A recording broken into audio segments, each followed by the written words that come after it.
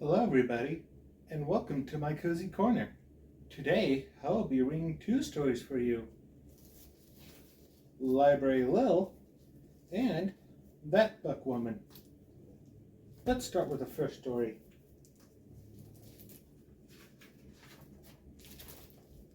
I bet you think all librarians are mousy little old ladies, hair rolled up in a bun, beady eyes peering out at you over the tops of those funny half glasses, an index finger permanently attached to lips, mouthing, "Shh." But you never heard about Library Lil. Lil wasn't always a librarian, of course. She was a kid first, just like most people. Lil in the tub, 1 year old. Lil in secondhand Rose, 3 years old. Lil on the soccer field, 5 years old. Lil builds Fort Rose, 7 years old. And like most kids, Lil had a wild imagination.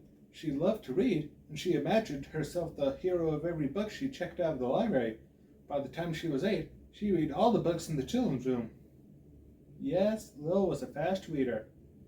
And she had the most powerful, strong arms, too. When the third-grade soccer ball got stuck under the principal's car, Lil retrieved it.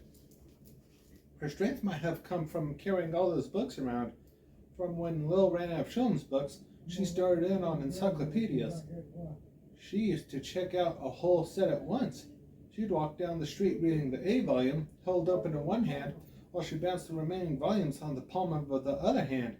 She turned pages with her teeth.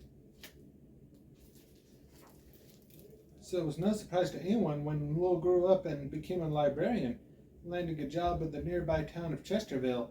The townspeople soon dubbed her Library Lil. Lil's specialty was storytelling, but when she advertised a story time in the local newspaper, no one showed up. When she posted a list of the fantastic new books she had ordered, no one came to check them out. It was clear that the people of Chesterville were not avid readers. Television was their favorite form of entertainment, and Lil did not approve of TV. Devil's intention, she called it, keeps folks away from good books. To Lil's way of thinking, TV was an evil that ranked right up there with poison ivy and mosquitoes. She knew she had her work cut out for her. One horrible stormy night, the wind blew down some power lines. The whole town of Chesterville was plunged into darkness. TVs popped off like flash bulbs. This was the chance Lil had been waiting for. She fought her way through the driving rain to the town's ancient bookmobile, battling 80-mile-per-hour winds that threatened to carry her away like a feather in an updraft. Unfortunately, that old bookmobile had been sitting idle too long. Its battery was deader than a pickled herring. But did that stop Library Lil? No, sir. Up and down the streets of town she went, pushing that bookmobile ahead of her just like a baby carriage. By the end of the night, every man, woman, and child in Chesterville was reading a book by the flickering light of a candle. The power was out for 2 whole weeks, by which time townspeople had solidly formed the habit of reading. Suddenly, folks were borrowing more books than they had in the entire 50 years since the library had been built, and there was standing room only for little story times. Not long after the storm, a motorcycle gang rode into town. The leader of the gang was Bust-em-Up Bill. He is a towering 6'7", and when he took off his jacket to play pool, he revealed a skull and crossbones tattoo that would scare the wool off a sheep. Now, at first, Lil took no more notice of Bill and his gang than a duck would of rain. She was only interested in readers, and they kept her busy at the library since the storm. So while Bill and his gang hustled to pull at the local tavern, Library Lil checked out books. It wasn't long before Bust-em-Up Bill found out about Lil, though. You see, he was in the habit of watching professional wrestling on Tuesday nights, so when Tuesday night rolled around, Bill expected to watch his favorite program. Where's the danged TV? He yelled at the bartender. Don't have one, sir, said the bartender. Nobody in town watches it much anymore. Too many good books to read. No one around here watches TV? Bill roared. What's the matter with you folks? The bartender chuckled nervously. Lil's made us all into readers. Readers? Bill laughed. It was not a pleasant sound. He faced his gang. "Did you hear that? These lily liver cowards read books!" The way he read books left no doubt that to him this was the filthiest word in the English language. "Who is Lil?" He spat the words out like bullets. "Our librarian," squeaked the bartender. "Where is she?" growled Bill. The bartender cringed. "She'll be parking her bookmobile across from the library in about 10 minutes, sir." Bill stomped toward the door. "Let's go," he grunted to his gang. When Lil arrived, she found the parking lot filled with motorcycles and surly bikers. "Move your bikes," she called. "You're blocking my parking place." "Tough cookies, sister," said Bill. "It's your fault I'm missing my favorite TV show." "Listen," Lil said. "I don't want trouble. Just move the bikes." The gang stood their ground. "All right," said Lil. "If you won't move them, I guess I'll just have to move them for you." "Did you hear that?" Bill shouted to his gang. "She'll move them for us." "Sister, if you can do that, while I'll... Bill glanced at the bookmobile. "I'll read a book," he finished. It was the worst thing he could think of. Lil grinned. She flexed her skinny muscles. Then she stooped down, reaching under one of the motorcycles. Straightening, she suddenly hoisted the motorcycle with one hand and tossed it into the street.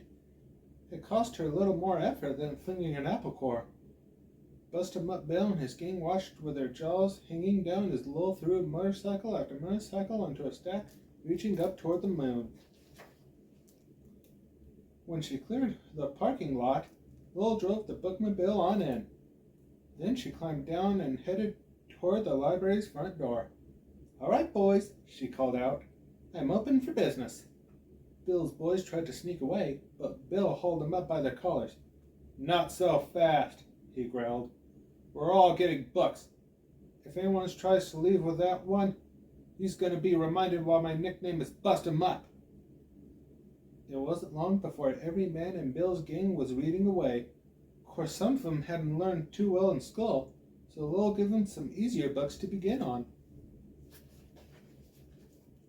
Several of the guys got into a fight over who was going to be the first to check out the mouse on the motorcycle. Fortunately, Lil found some extra copies and calmed things down. Last time I was over to Chesterville, they added a new wing to the town library. Seems Lil's busier than ever. She had to take on a library assistant to help out. The new assistant's a big fellow. The townspeople call him Bookworm Bill. The kids think he's a whale of a storyteller, but then he learned from a master. Since Bill's been on the job, Lil says there hasn't been a single overdue book. I think she's kind of sweet on the guy. Says she's even taking to watching a little of The Devil's Intention, particularly on Tuesday nights. Howdy, sports fans! Let's meet tonight's guests. The end. Now on to book 2. That Book Woman.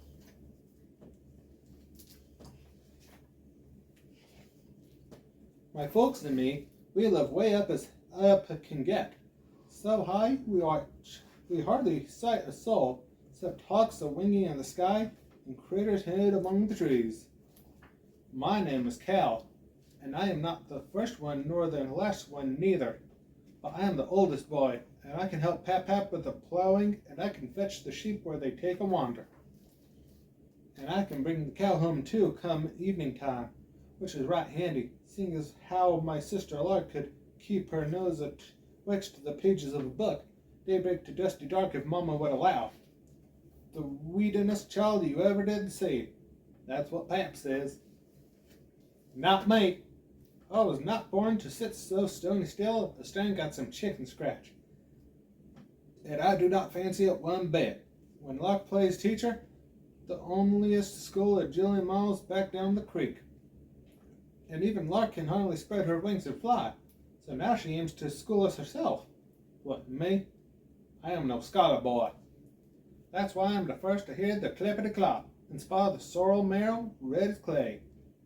I'm the first to know the writer is no man at all, but a lady wearing breeches for all the world to see. Of course, we will make that stranger kind of welcome as she's friendly as can be, and after sips of sassy tea, she leaves her saddlebag upon the table. What spills out might just as well be gold. The way Lark's eyes shine penny bright, the way her hands, they won't keep still, reaching out to grab a treasure. Now what that lady brings is sure no treasure, not to me, but books. Would you believe? A parcel of books she packed up clear the mountainside. A hard day's ride, and it's all for naught, I reckon. For if she aims to tell her wares, just like the tinker man who travels round with pots and pans and such, it's but a plain and simple fact. We have no greenbacks here, no shiny coins to spend. Leastways not on double books. Well, Pap, he takes one look at Lark and clears his throat. A trade, he says. A puck of bears for one book. My hands double fist behind my back. I yearn to speak, but daren't. It is the very puck I picked for pie, not books. To my surprise, that lady shakes her head real firm. She will not take a puck of berries, nor a mess of greens, nor anything Pap names to trade. These books are free as air. Not only that, why 2 weeks to the day she'll come again to swap these books for more. Now me, they do not care one hoop for what that book woman is carrying around, and it would not bother me at all if she forgot to wave back to our door. But here she'll come right through the rain and fog and cold. That house of hers sure must be brave, I reckon. Comes on the time the world turns white as Grandpap's beard. The wind that shrieks like bobcats do, deep inside the dark of the night. So here we sit tucked round the fire, no thought to how to do's this day.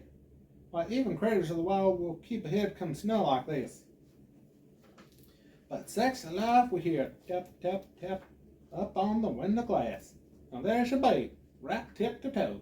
She makes her tread right through the crack to keep us folks from catching cold.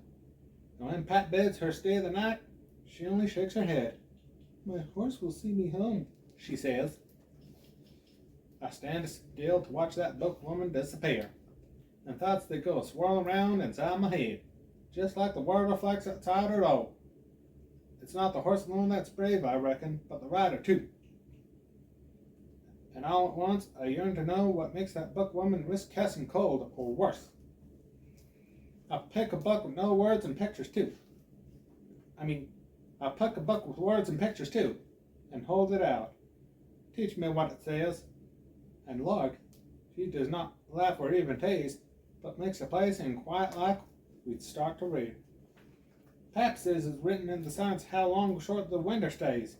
This year, the signs they all told on deepest snow of cold eternal. And even though most days wear tight of shoes pinched into button shoes, I do not mind. A puzzlement, I know, but true. It's not on spring before that book woman can stop to visit a spell. And Mama makes a gift of the only precious thing she can. Her recipe for berry pie, which is the best grub earthly. Not much I know, for all your trouble, Mom says. And then her voice grows low with pride. And for making 2 raiders out of 1. I duck my head and wait until the very last to speak my mind. Wish there was something I could gift you too. That book woman turns to look at me with big dark eyes. Come here, Cal, she says real gentle, and I'll come close. Read me something. I open up the book I'm holding, a new one bought this very day. Just chicken scratch I used to figure, but now I see what's truly there, and I read a little out. That's gift enough, she says, and smiles so big it makes me smile right back.